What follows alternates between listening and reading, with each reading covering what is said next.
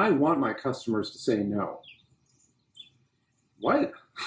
What do I mean by that? Well, point blank, a lot of times when you're taught by your sales manager or your sales trainer, your customers are going to say no. I mean, yeah, it's a realism. Customers do say no. But one of the dumbest things that I've ever heard in my life, and I just never bought it, was they said every no you get closer to a yes. I mean, that's just stupid. I mean, that really is dumb. If you're a baseball player and every time you come up to the plate you strike out, does that mean you're closer to hitting a home run? No, it means you're doing something wrong over and over and over again. And in the end, you're either going to get benched or worse, you're going to get cut. So why do I want my customers to tell me no? Well, it's pretty simple.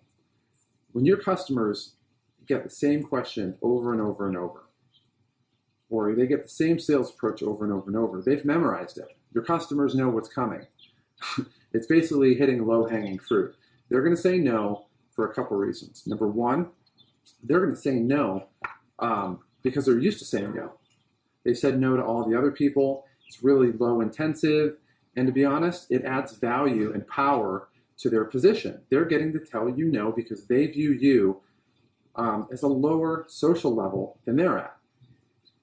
But the second one is probably even more powerful. And the reason the people tell you no is because they're not prepared to say yes. Yes is a very high user-intensive answer. In other words, if you ask me something, you're ready to buy, or you want to do it, and I say yes, immediately I know I'm going to have to buy, break out my credit card, I haven't thought about money yet, and so all these variables that come into play that I just never really have given a whole lot of thought to. So what do people do? They say no, or maybe a watered down version of that is I don't know. But really, I don't know is pretty much no, but I'm trying to be really, really nice to you. So why do I want my customers to say no if they're doing it for this reason? Well, point simply, it's because the questions I ask them, I want a no answer to. Well, what do I mean? Well, when you come up to a customer and you're talking to them, immediately, they're the buyer, they view themselves in the catbird seat, they're the expert, and they have all the power, and on their little shoulder, on their little chest, they have a little expert badge, and it basically says, I know what I'm talking about. Well, the problem is most customers don't know what the heck they're talking about. There's a reason that salespeople go to product knowledge training is so that they can know more about what they're selling than anybody else. So whether it's product knowledge training, a passion for what they do, or just consistently being immersed in a particular area over and over and over, day in and day out. So your customers are sitting there, in spite of all this, they have that little badge on their chest saying, I'm the expert and you're not. Well, I want to ask them a question that actually gets them to take that badge off their chest and give it to me. And not only just give it to me, but I want them to actually put it on my chest. So they're handing me all that power.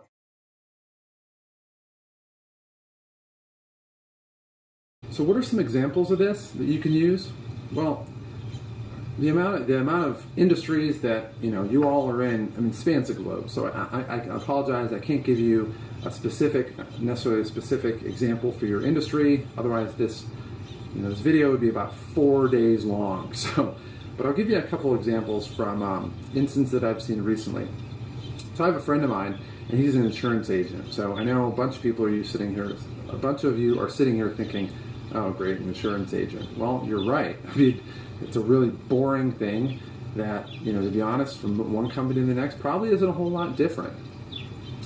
And, immediately when you come in there and, give a policy, they'll say, hey, who do you use your policy with? And you kind of have to give them an answer. But then the first yes-no answer that you're going to get is going to be a no.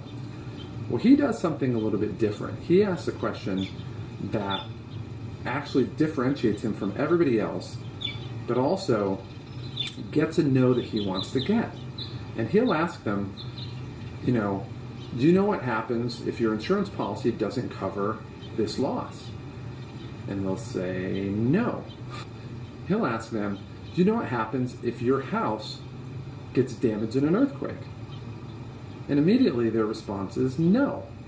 So now they went from a position of thinking, okay, I'm up here and the insurance person's down here and I'm just going to kind of, get them out of my path, I don't want to be sold, and that type of thing, to now he's exposed something that's worrisome in their sight. And now they don't know anymore. And immediately this is something that makes them worry. I mean, they have a house that's worth X amount of dollars, and if something happens, then they're screwed, to be honest.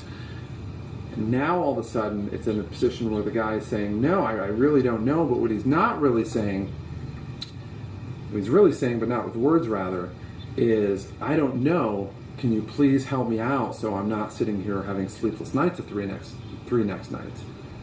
And it's really powerful. And you can get a guy who's basically an insurance agent walking in trying to fight this social value inequity, where a guy basically looks at himself as higher than you, and you're trying to fight that the whole time and basically win an unfair battle all by yourself with no help, to a position where the guy basically surrenders his entire expert badge, sticks it on you, and says, please help me out. And this is an insurance agent. I mean, for most of you, you probably have jobs as salespeople where it's a lot easier, where you have products that they want to buy. I mean, this guy sells something that not only people don't like buying, but they're buying something they hope they never even use. And he can basically take somebody and get the expert badge and have them rip it off their own chest and hand it to them. So my question to you in your area of sales is, what can you do? What kind of questions can you have that you can develop, that you can tell them, that you can ask them, that when they say no, it's not just saying no to you. They're not saying no to you, they're saying no to themselves. And all of a sudden they're going to seek you out as an expert, trying to basically get that worry off their chest. I have another friend of mine who's a stockbroker. He's basically, quote, a financial planner, or whatever they call themselves nowadays. And he basically sells the same products that everybody else sells. He'll sell mutual funds, or they might sell annuities, or any different things. And they'll tell you all the things that you want to hear about, about gains and things like that. And most people have heard the spiel, and they're just looking to get rid of the guy. But what this guy does is he actually asks a great question that kind of falls in this line. And he basically says, are you protected from systematic risk? And no matter how much somebody thinks that they're the expert, oh, I have this 6-figure portfolio and I've invested for 20 years and this and that, and I know what I'm talking about, and you're just some guy trying to hawk some mutual funds. He asks this question, are you protected from systematic risk? And the guy is basically thinking, what are you talking about? Well, systematic risk. Most people, when they have stocks, are completely not protected by systematic risk. And immediately the guy's thinking, uh-oh, I've been doing this for 10 years, 15 years, 5 years, I have this much money in there, I have 6 figures worth of money in my plan, and I'm not sure what the heck he's talking about, I might be screwed. So what does he do? He basically takes the badge off, says, hand it to me, and please tell me what you're talking about, because you got me totally worried.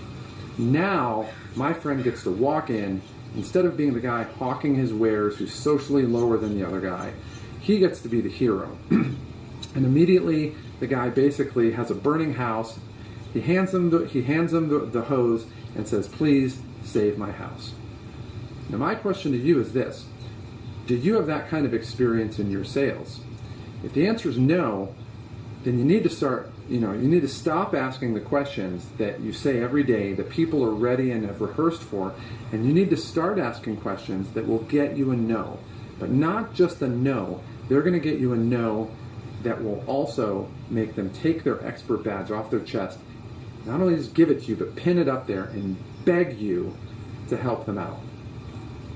Once you start doing that, you're going to kiss goodbye to overcoming objections, or people, basically no-showing you, or not necessarily being honest with you. But at that point in time, you truly get to provide value to somebody who is open and begging for you to help them.